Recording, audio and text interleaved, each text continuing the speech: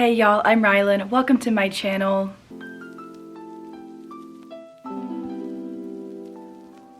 It is somehow already September, and that means that it is time to go over all the books that I read in the month of August. I genuinely have no idea how we are already into the final few months of the year, but here we are. I had a pretty good reading month in August. I would say I actually ended up really sick in the last week of the month and had pneumonia, was in the hospital, and I kind of stopped reading. But before I got sick, I was kind of on a roll and ended up reading 17 books in August, which is one of the highest reading months that I have had all year. Very happy about it. My average rating wasn't that great, but I got a lot of physical books read. I read a bunch of ARCs, and overall I feel very accomplished with my August reading. We are going to go over some stats really quickly, and then we're going to just jump into these 17 books that I want to wrap up for y'all. As I have already mentioned, in the month of August, I read 17 books, and that totaled out to 6,459 pages.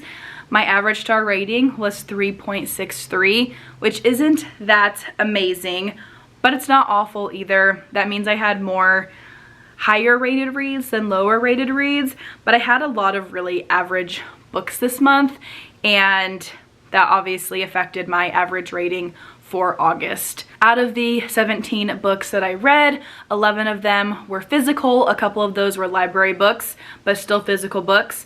I read 6 ebooks, 5 of which were ARCs, and 12 of the books that I read had audiobook accompaniments with them, which I always really enjoy having audiobooks, so it was a fun month of listening while getting stuff done around the house and things like that. In the month of August, I had 0 1-star ratings, which is good. I had 1 2-star rating, 6 3-star reads, 8 4-star reads, and 2 5-star reads, which is honestly really good. I typically don't have more than 1 5-star read in a month, so I would say that overall I did have some really good reads this month. A lot of 4-star reads, a lot of average reads as well, but more above average than average, so we will take it. We're just gonna go ahead and jump into the books based off the order that I have them written down in, which means that we'll be starting out with I Found You by Lisa Jewell. This was one book that I was supposed to read in July and ended up pushing to August. I read this book in like the first 2 days of the month and really enjoyed it. I gave it 4 stars. This was my in-person book club pick for the book club that I run with some girls from work, and I really enjoyed it. I was very much on a Lisa Jewell binge over the last several weeks, and I've read like 4 of her books, so this was one of them.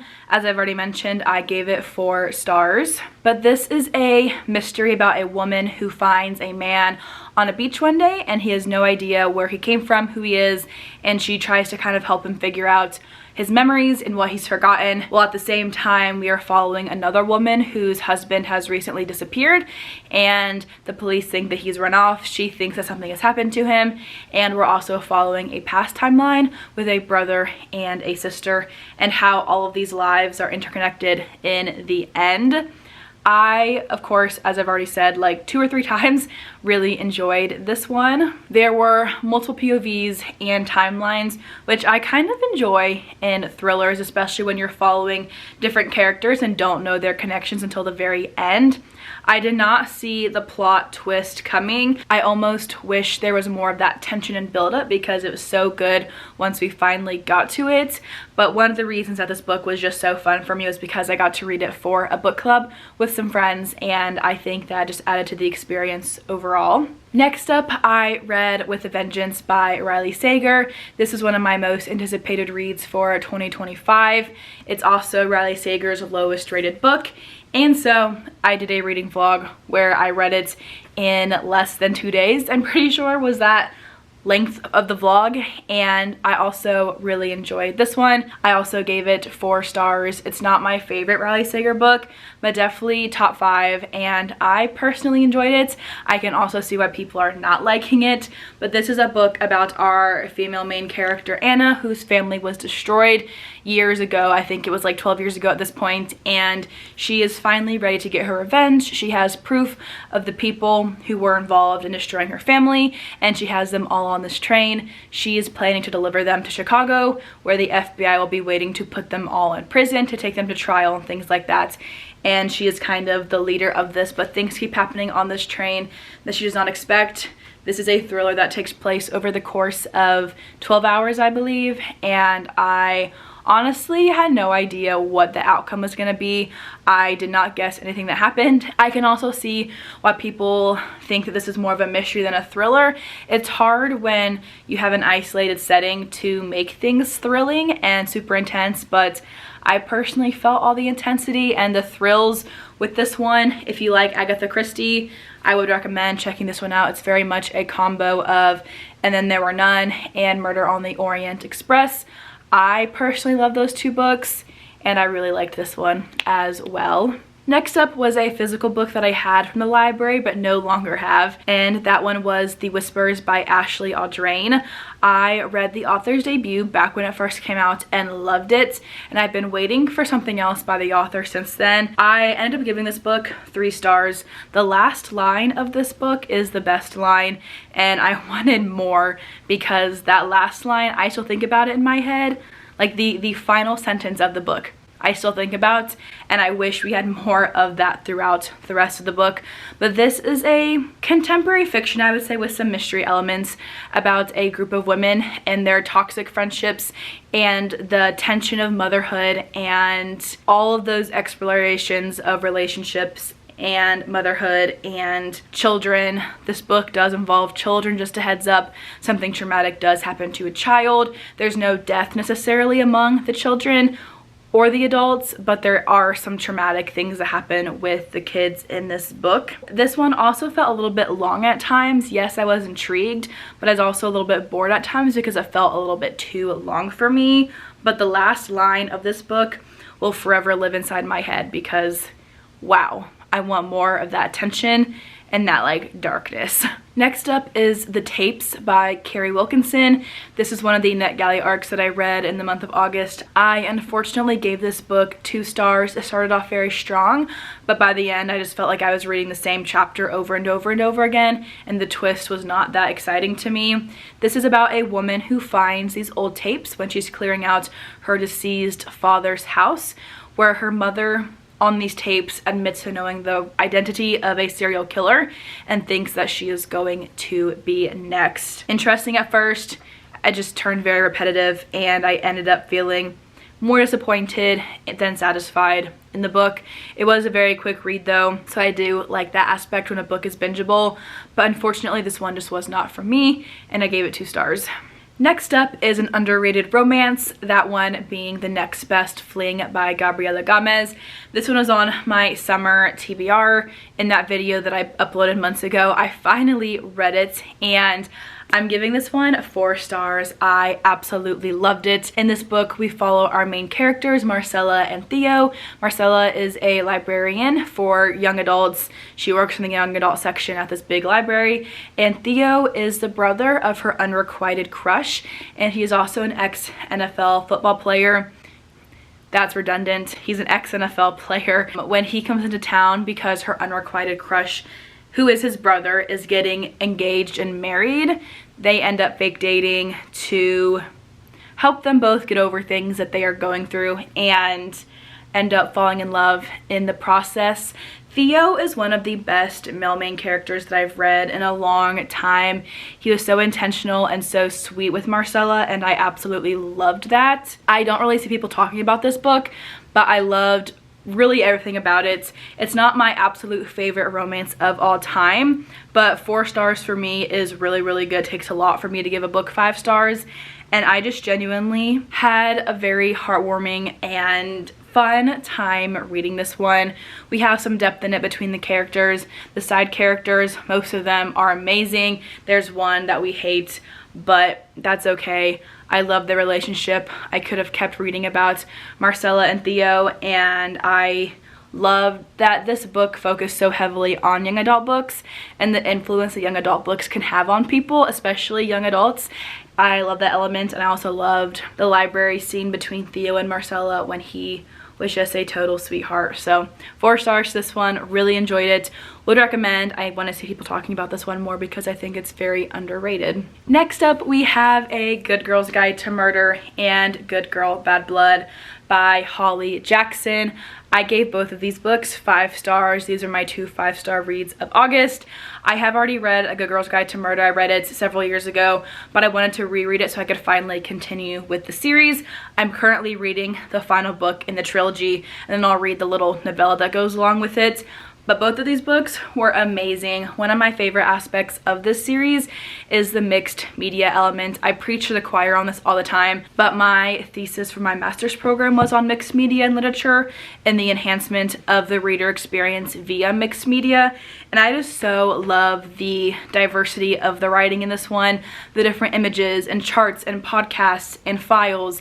And I think that adds such a layer of complexity to these books, and I really enjoyed those visuals. I did have the audiobooks for these as well, and the full cast and all the little sound effects were so good. If you do not know what this series is about, I'll just chat about the first one really fast, but this is about a senior in high school in Connecticut, I want to say. And she is a senior. Her name is Pip, and for her capstone project, she wants to reopen up this case that was solved 5 years ago because she believes that the boy who was accused of murdering a girl from their town is actually innocent and that somebody else was behind the murder. So she uses podcasts and interviews and old case files and all these things to find out the truth, and she does. Her story continues in the following 2 books. I have the 3rd one over on my desk somewhere, and the stakes get higher. Pip is constantly put into situations where these people rely on her to solve their mysteries, and it's really starting to take a toll on her in the 3rd book, and we just keep following the trauma that she has faced just being a part of these cases, and also the things that are going on in her small town. Really like these books. They're young adult, but there is some heavy language in them, especially the 3rd book. I'm only 40 pages in, and I feel like the language is a lot stronger for a YA book than I typically read. I don't mind it, but it is a lot. So very much on the mature end of YA, I would say, but I really like these books and just the themes of silence and violence in small towns and people assuming things without really knowing the truth, and I had a great time with both of these. The next 2 books are also physical library books that I had but don't anymore. First up being Then She Was Gone by Lisa Jewell. I also gave this book 4 stars. The more I think about it, the more boring I think it was, but also it was interesting at the same time. So you have like a simultaneous boring factor and interesting factor, and those ended up working for me, I guess, in this one because I gave it 4 stars.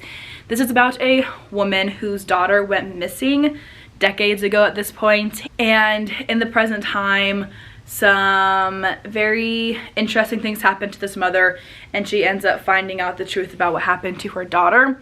We're also following her daughter in the past and the weeks leading up to her disappearance and what really ended up happening to her.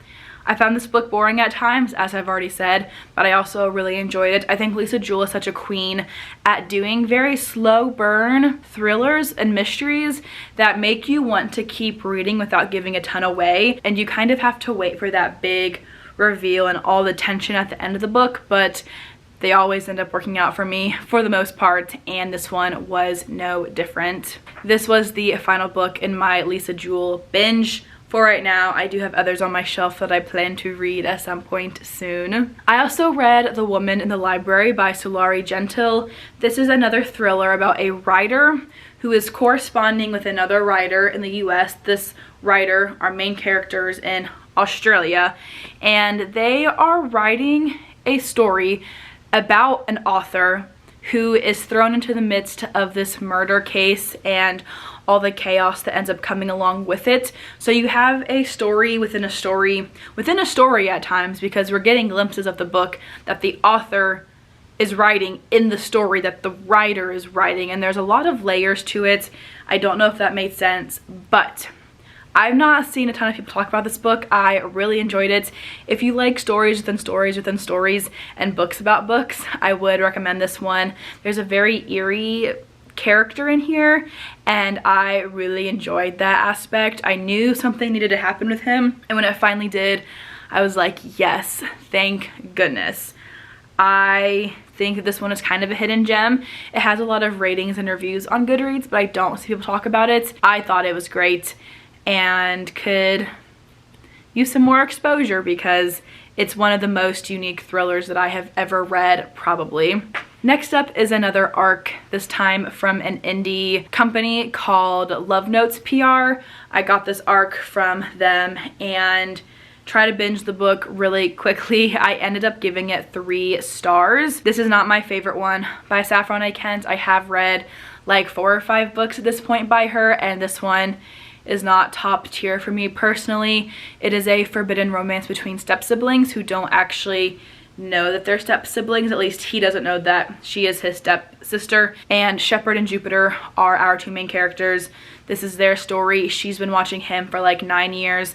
He's been watching her for like the last year. And they have a very toxic relationship that turns out being very sweet, but it takes like 400 pages to get there, and this one just felt a little bit too repetitive for me at times, just all the back and forth, and I didn't really feel the chemistry of these 2 characters as much as I felt them with other characters and couples that she has written. So 3 stars for this one. I did like it in the end, but it's not my favorite by Saffron by any means. Another arc that I read this time from Hambright PR was Meet Me at Midnight by Max Monroe. This is about our main character. I cannot remember what her name is, but she's working for her best friend's dad's marketing firm. And at this same marketing firm works her best friend's brother, whom our main character has had a crush on for years and years and years.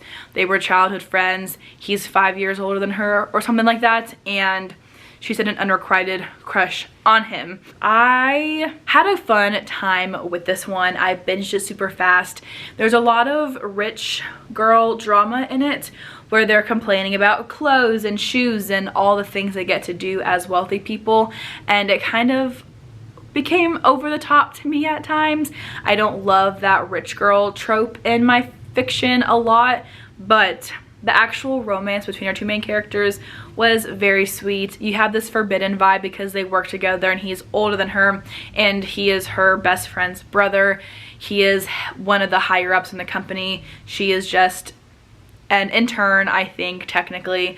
And you have that forbidden element. They use an app that the marketing firm is trying to acquire, to market for, to communicate. It's very forbidden and secretive, and I did have a fun time with it in the end. And I do have an arc of the sequel that I am very much looking forward to picking up. I think it'll add some depth to one of our main characters who is really frustrating me in the first book. Next up, I read Dream on Ramona Riley by Ashley Herring Blake. This was our August Mending Hearts book club pick. I gave this one 3 stars. It's not my favorite by Ashley Herring Blake that I've read, but it was all right.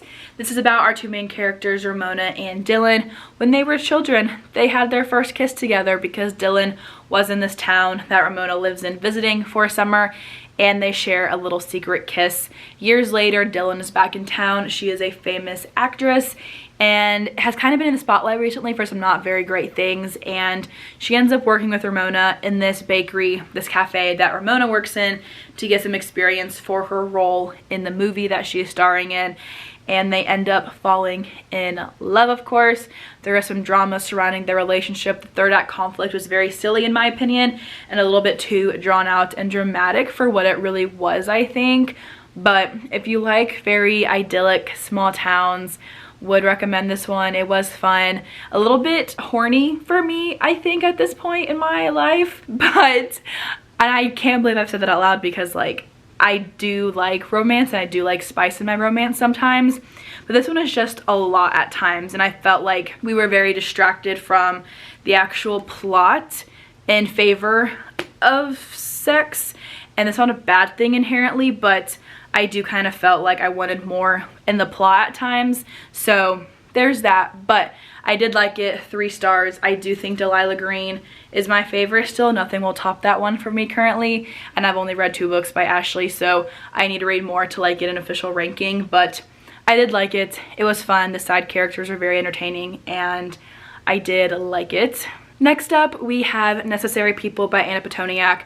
I also gave this one 3 stars. This is a thriller, but also just kind of contemporary fiction about our 2 friends, Stella and Violet. Violet lands a great job after they graduate from college, and Stella's just kind of jealous, and she ends up worming her way into a job at the same company, and there's just drama that comes with that, and things happen. We've got money and drugs involved, and alcohol and going to clubs and things like that in this one, so you kind of have that like rich vibe going on again here, but the characters are not likable. I thought that this one was very drawn out. The back half of the book was very interesting, but the rest of it I had a hard time kind of making my way through because it was just not that interesting to me. It was very average. I loved the ending though. I wanted more of that, again, tension and build up, but the first half of the book was kind of a struggle to get through at times. My last physical read for the month was I Have No Secrets by Penny Jolson. I've been talking about wanting to get to this one for a long time now, and I'm so glad that I finally did. I literally started this book at like 7 o'clock one night and finished it by 8 a.m. the next morning after I woke up. I read this book in probably 3 hours max, maybe 2.5 hours from start to finish. The chapters in this one are super short. The font was huge, which also helped. But this is a young adult thriller about a girl who has cerebral palsy, and she cannot speak or move. She lives in a wonderful home, but there's a mystery that ends up happening in her home when her caregiver goes missing, and her caregiver's boyfriend is such a jerk and is taunting her, and he says things like that are on the back of the book, like, here's a secret for you and I know you won't tell anyone. They're never gonna catch me. And so she's being told like these secrets that are happening and the things that this guy is doing, and she can't speak up about it like she wants to, and he's taunting her because of that. There are ways that she learns how to communicate in this book and is able to help finally get the answers that the family is looking for. I actually teared up during this one. I've never read a book from the perspective of somebody with cerebral palsy, but the author, the back of the book said like she worked with children with disabilities for a really long time, and it gave her the inspiration to write a voice for people who oftentimes might feel or be seen as voiceless, and there is a lot of hope in this one as well. There's a communication device that our main character, whose name is Gemma, is able to start using, and I really appreciated, one, how like easy this book was to read just for people who don't know a lot about cerebral palsy, but also just combining that with this element of like a mystery and giving her such a strong role in the mystery.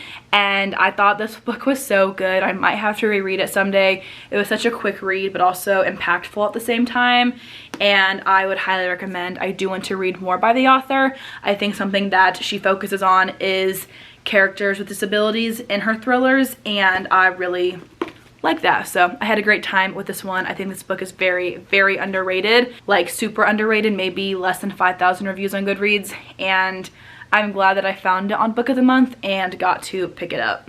The last 3 books that I have for y'all are ARCs or Kindle Unlimited books. All of these books come from different places, but I read them on my Kindle. First up is One Shot by A.C. Wonderland. I got this ARC from Hambright PR as well. This is a hockey romance about a girl whose brother used to be the star of this hockey team. They are in a car accident. Her brother ends up passing away, and for a year she's really just deep into depression and her grief of losing her brother and thinking that it's her fault. A year later, she is back at the school where her brother went to college at and was a hockey player at, and she is on the marketing team, and she ends up falling for the new captain of the team.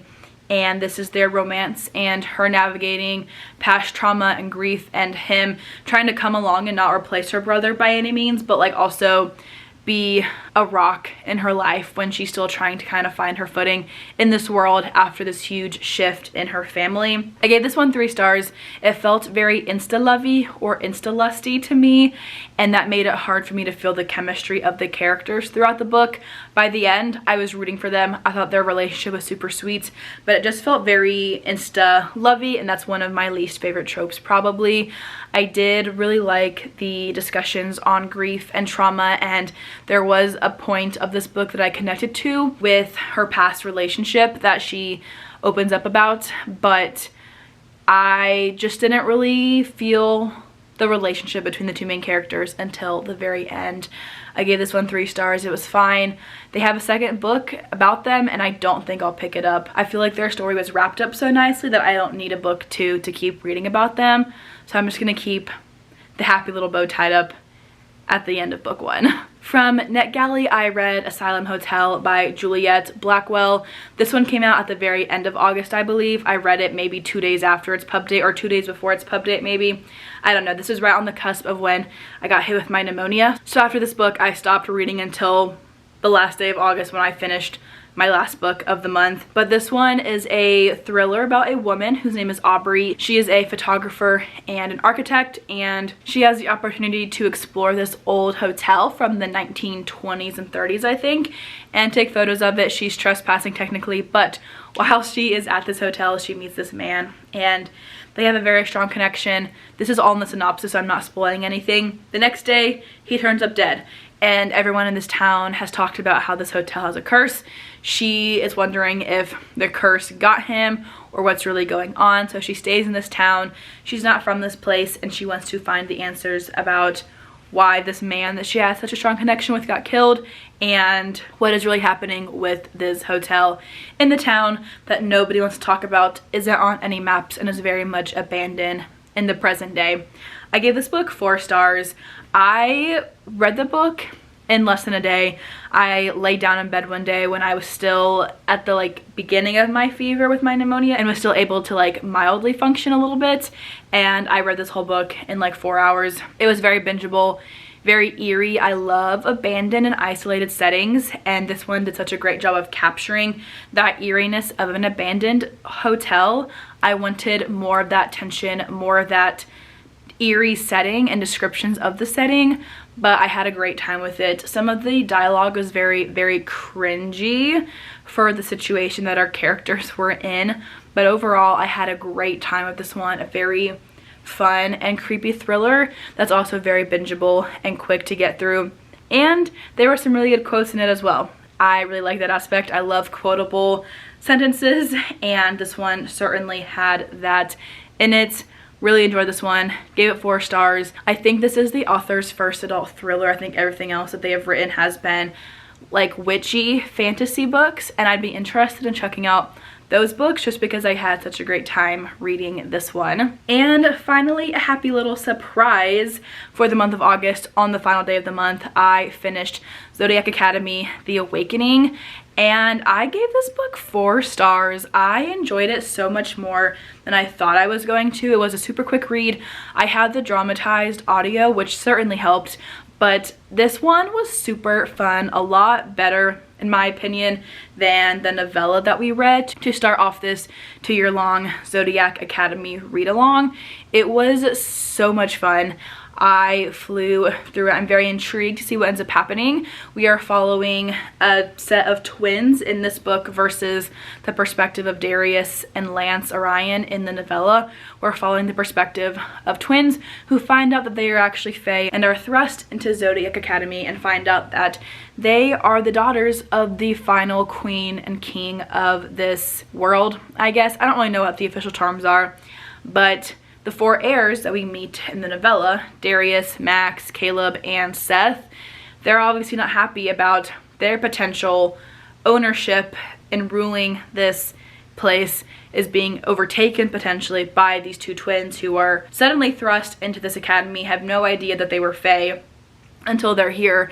And so there's a lot of bullying going on. These 2 girls are pretty much tormented by these 4 guys, and you have some fun fantasy elements, nothing super over the top, but you've also got a lot of like dark romance elements that are popping up with the bully romance. Some of like the not swapping of partners, because like that hasn't actually happened yet, but like just like kind of potentially being attracted to multiple people. I don't think that's where this book is going, but maybe it is, I don't know. But you do kind of have some of those darker romantic elements that consists of dark romance, dark fantasy romance, and things like that. So I am very excited to keep continuing with this series. The dramatized audios are the way to go, and for as long as they are available, I'll be listening to those. So 4 stars to this one. I was very pleasantly surprised, and I'm excited to pick up book 2 in September.